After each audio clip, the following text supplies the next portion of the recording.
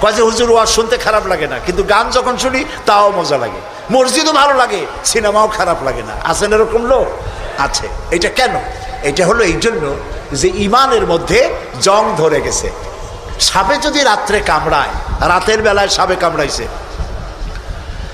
ওজার কাছে যায় লোকেরা, মোমেন শাহীতে ওজা আছে না, ওজার কাছে যায়, যে বলে সাপে কামড়াইছে। এখন ওজা প্রথমে টেস্ট করবে যে সাপটা বিষধর সাপ না বিষহীন সাপ। সাপ তো দুই রকম আছে।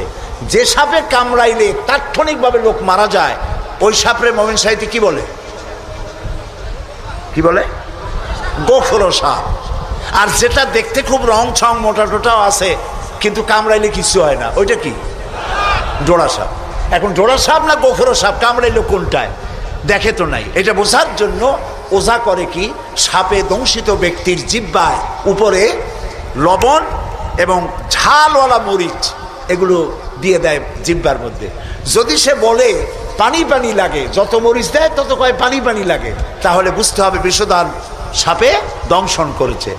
আর যদি সে বলে যে ঝাল লাগতেছে, লবণ লাগতেছে, তাহলে বুঝতে হবে যে জোড়া সাপে কি করছে? দংশন করেছে।